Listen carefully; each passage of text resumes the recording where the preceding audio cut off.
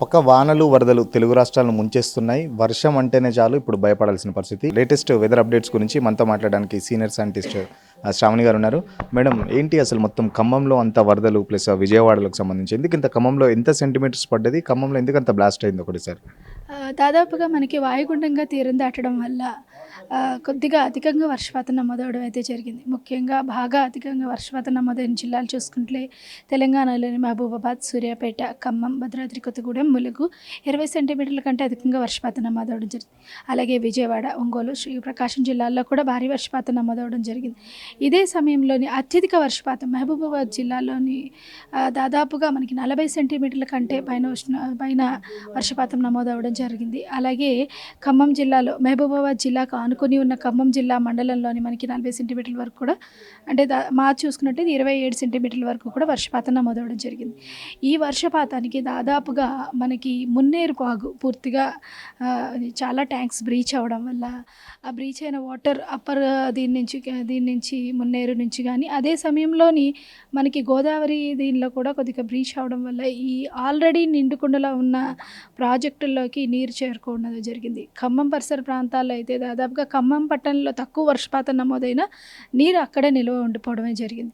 అదేవిధంగా విజయవాడలో కూడా 26 నుంచి 27 సెంటీమీటర్లు అధికంగా వర్షపాతం రావడం, ప్రకాశం బ్యారేజ్ ఫిల్ అవ్వడం కూడా ఈ వరద నీరు పూర్తిగా కాలనీల్లోకి చేరుకోవడం జరిగింది.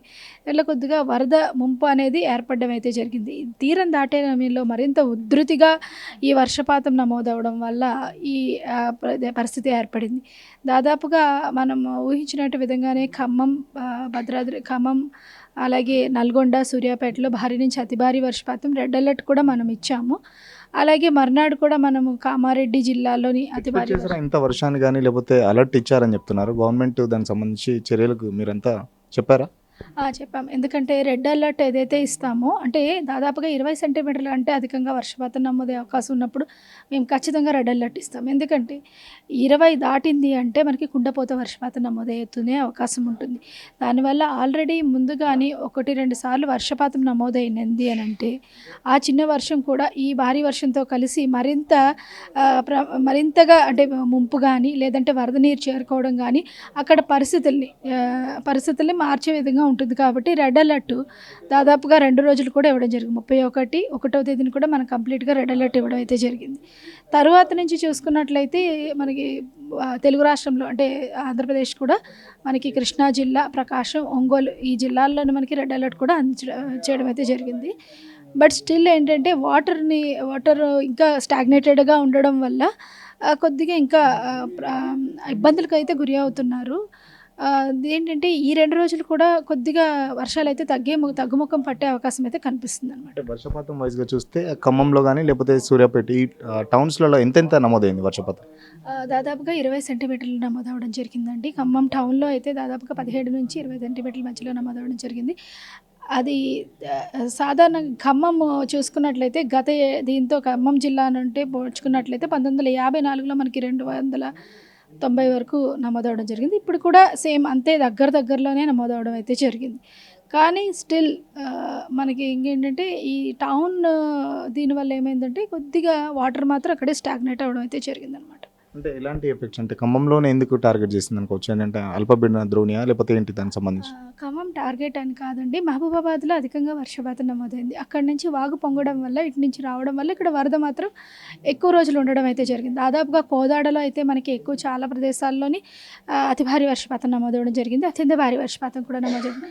అలాగే మహబూబాబాద్లో చాలా చోట్ల మనకి ఆల్మోస్ట్ 6 నుంచి 7 ప్రదేశాల్లో మహబూబాబాద్లోనే అత్యంత భారీ వర్షపాతం నమోదవడం జరిగింది. కానీ అక్కడ ఏంటంటే కొద్దిగా వాగులన్నీ నిండుకున్నాయన్నమాట. వాగులన్నీ నిండుకొని అలాగే మున్నేరు వాగు కూడా కొద్దిగా బ్రీచ్ అవ్వడం వల్ల ఏమవుతుందంటే ఆ వరద నీరంతా ఇటువైపు రావడం జరిగింది. పూర్తిగా కృష్ణా పరివాహక ప్రాంతాల్లో ఇది జరగడం వల్ల మొత్తం ఆ పరివాహక ప్రాంతాలన్నీ కొద్దిగా ముంపుకు గురవడం జరిగింది. అంటే సీజన్ స్టార్టింగ్ కానించి వర్షాలు తక్కువ ఉన్నాయి. ఇప్పుడు మొత్తం ఇది అధిక వర్షాలు చూస్తుంటే మొత్తం అంత కవర్ అయిపోయినట్టు వర్షపాతం సంబంధించి సీజన్ నుంచి కొంచెం ఈసారి ప్రామిసింగ్గానే ఉందని చెప్పొచ్చు. ఆల్మోస్ట్ జూన్ 2న కొద్దిగా ఆల్మోస్ట్ 10 వరకు కొద్ది వర్షపాతం పడి 10 నుంచి కొంచెం గ్యాప్ ఇచ్చిన నెలాఖరులో మనకి ఒక ఉపరితల ఆవర్తన ప్రభావం వల్ల మంచి వర్షపాతం నమోదవడం, జూలైలో మొదటి వారం కొద్దిదైనా మళ్ళీ రెండో వారం అంటే ఎవ్రీ 10 డేస్కి ఒక స్పెల్ అనేది కంటిన్యూస్గా వస్తూనే ప్రామిసింగ్ మాన్సూన్గా కంటిన్యూ అవుతూ ఇప్పటి వరకు తెలంగాణ చూసుకున్నట్లయితే సాధారణ వర్షపాతం సాధారణ కంటే కొంచెం అధికంగానే ఉంది, దాదాపుగా 30% అధికంగా ఉందని చెప్పొచ్చు అనమాట. ప్రాణ నష్టం కూడా దాదాపు 20 పైగా మంది చనిపోయారు. ఎట్లా చూస్తున్నారు? లేకపోతే గవర్నమెంట్ సంబంధించి మీరేమో హెచ్చరికలు జారీ చేస్తా అంటున్నారు. అంటే ఆల్రెడీ హెచ్చరికలు అయితే జారీ చేయడం గవర్నమెంట్ కూడా దానికి చర్యలు తీసుకుంటుంది పూర్తిగాన. ఏదైతే ఏర్పడే అవకాశం ఉంటుందో అన్నీ అందించడం అయితే జరిగింది. ఇప్పటివరకు ఆగిపోయినట్టే మేడం ఖమ్మం కానీ లేకపోతే మహబూబాద్ వర్షాలు ఆగిపోయినట్టేనా మళ్ళీ ఇంకేమన్నా ఉన్నాయా? దాదాపుగా తగ్గిపోయినట్లే అండి, కానీ ప్రస్తుతానికి ముంపు గురి అవుతుంది కాబట్టి కొద్దిగా వర్షపాతం పడినా సరే కొంచెం ప్రమాదంగా ఉంటుంది కాబట్టి, బట్ స్టిల్ ఈ 2 రోజులు కూడా కొద్దిగా మోస్తరు వర్షపాతం నమోదయ్యే అవకాశం కనిపిస్తుంది. ఏదో అల్పపీడనం అని చెప్పేసి కొంచెం సోషల్ మీడియాలో బాగా వైరల్ అవుతుంది, దానికి సంబంధించి 5వ తేదీన అల్పపీడనం ఏర్పడే అవకాశం అయితే ఉంది చెప్తున్నాను నేను ఇది, కానీ దాని ప్రభావం అనేది రెండు రాష్ట్రాల మీద తక్కువగా ఉండే అవకాశం ఉందన్నమాట.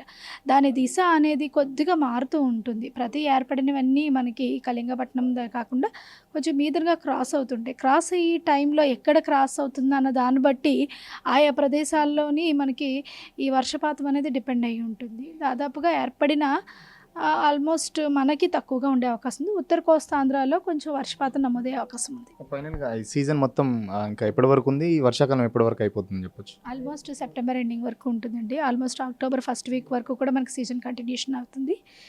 మనకి అక్టోబర్ ఫస్ట్ వీక్ నుంచి విత్డ్రాల్ ఫేజ్ అనేది స్టార్ట్ అవుతూ ఉంటుంది. విత్డ్రాల్ ఫేజ్లో కూడా మనకి అక్కడక్కడ థండర్స్టార్మ్ యాక్టివిటీ ఉంటుందన్నమాట. సో ఆల్మోస్ట్ ఇప్పుడు ఈ 1 వీక్ కొద్దిగా తెరపించిన 15 దాటిన తర్వాత మళ్ళీ మళ్ళీ మోడరేట్ రైన్ఫాల్స్ ఉండే అవకాశం అయితే కనిపిస్తుంది. దాదాపు ఖమ్మం, మహబూబాబాద్, సూర్యాపేట ఏరియాలో 20 సెంటీమీటర్ల పైగా వర్షపాతం జరిగింది. దానికి సంబంధించి చాలా వాగులు పొంగి పొర్లాయి. సో అందుకే ప్రాణ నష్టం ఎక్కువ జరిగిందని చెప్పేసి మేడం చెప్తున్నారు. మేమైతే గవర్నమెంట్కి 2 రోజుల ముందే అలర్ట్ ఇచ్చేసాం. కెమెరా పర్సన్ మహేష్తో సురేష్, సిగ్నల్ టీవీ, హైదరాబాద్.